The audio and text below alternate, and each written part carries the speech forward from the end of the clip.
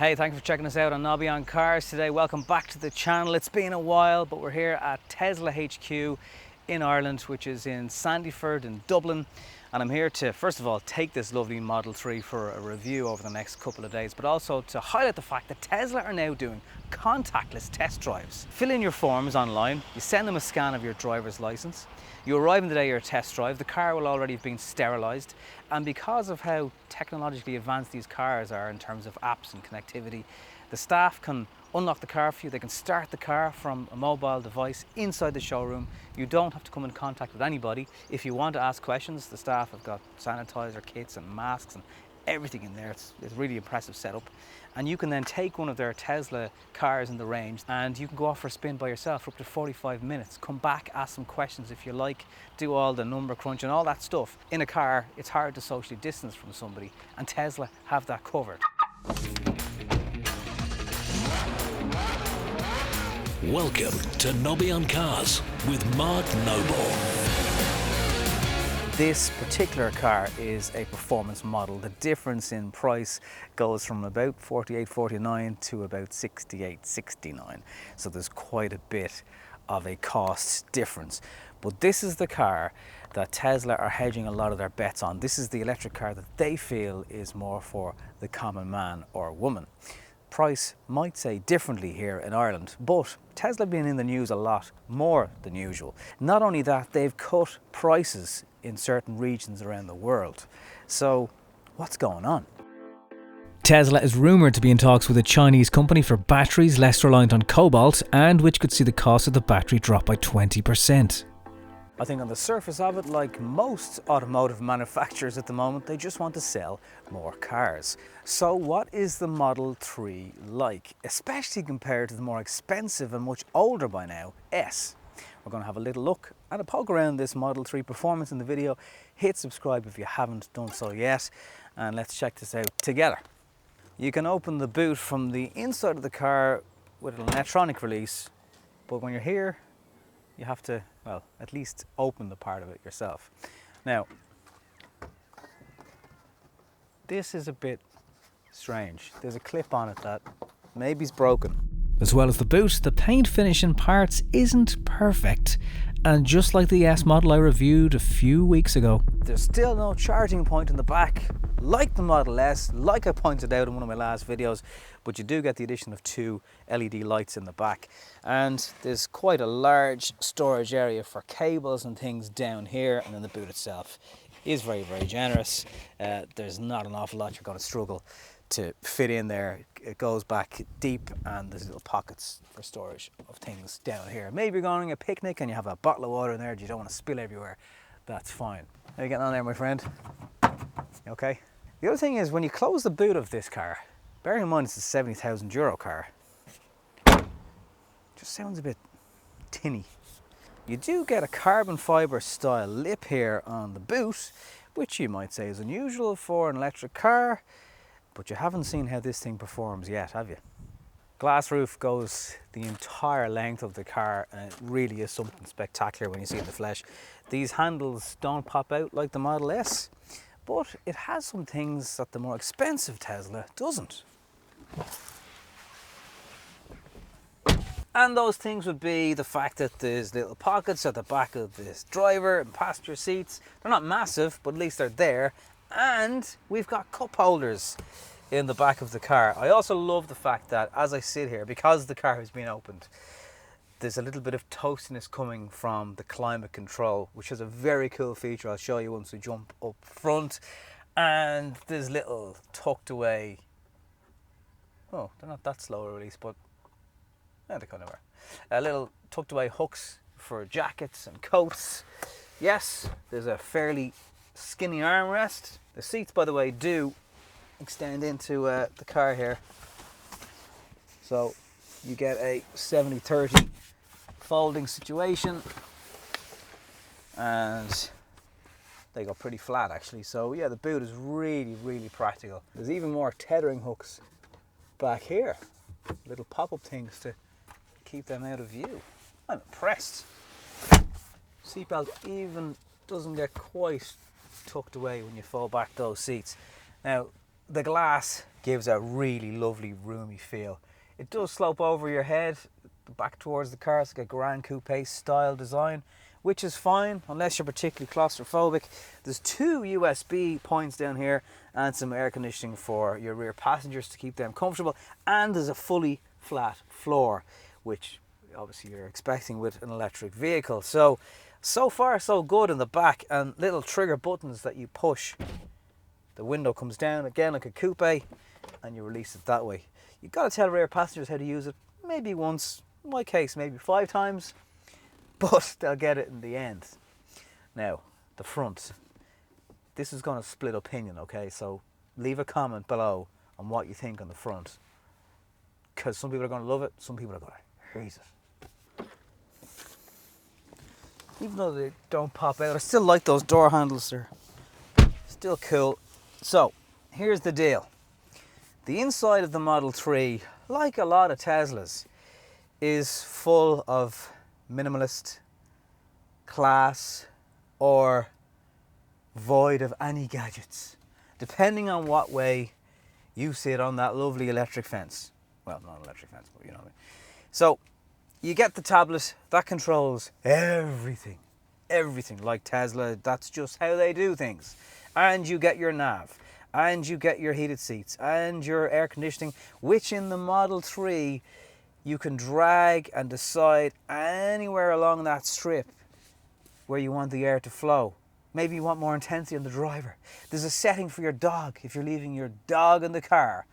Although someone might still smash your window and not understand that a Tesla has a thing like that. The Model 3 also has Sentry and Camp mode, which are various settings for leaving the car cooled while you're not there, and Sentry mode can keep an eye on things via the cameras for people potentially hitting the car and causing damage, although it's not perfect and there's blind spots throughout the car. Voice commands are needed to open even the glove box and the frunk, which does have a decent area for a bit more space. Open frunk. And there's even retro games which can be operated using the brake pedal and steering wheel. When you're bored waiting for someone in swimming lessons, you've got the internet that works connected through your phone. Oh look, you can even order your own Tesla. Isn't that very, very clever? You can open your charging port from here. You can find superchargers. You can mess around with the whoopee cushion. Yes, it's still in the Model 3, but I'll tell you what is better, right? So this car is considerably cheaper than the Model S.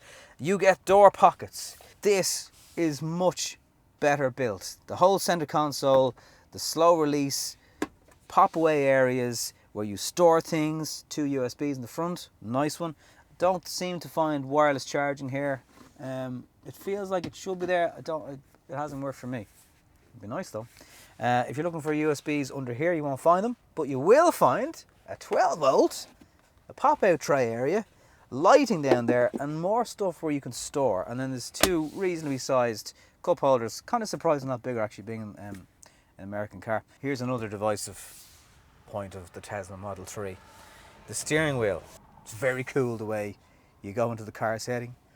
You go into steering wheel. Look at that. You push the button.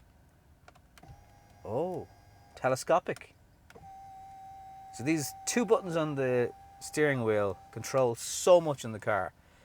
Yes, your Spotify, but also your wing mirrors and how far out they are.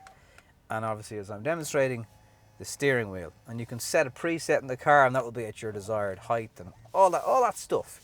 When you're looking ahead though, it's a bit bare, you know? And this wood, you mightn't like that.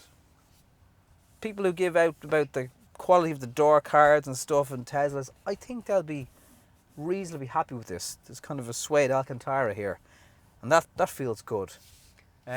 Missing the black softer headlining of the Model S, there are definitely some cost saving points, but to be honest with you, looking at this whole area, this feels like the more expensive car. The seats pretty much the same as the Model S, very comfortable, electrically adjustable, and 2 little stalks for your windscreen, your wipers, your reverse, neutral and drive, and your autopilot are all on this stalk. You just push down twice for a double click.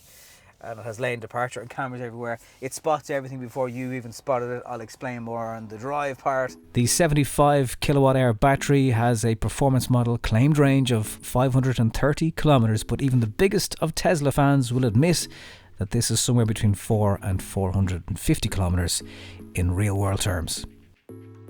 Clean, simple looking. However, for what this car is at 70 grand, and even at the starting price of 49, some people might expect a bit more going on. And when that's turned off and it's just black, kind of see what they mean. You will never ever get used to the power that this car has. And then even if you do get slightly bored of it, you can tweak the car in track mode and have all the power going to the rear wheel, and that will give you that full-on rear wheel drive feeling from a car that feels like a roadster. It's so low to the ground, it takes the corners so well. The fact that you can't see your speed directly in front of you because it's on the tablet is possibly a bad thing, because you just won't see those numbers quickly get into triple numbers, and it's like the power delivery is just ferocious. I'm coming up to around about here at about 68 kilometers per hour.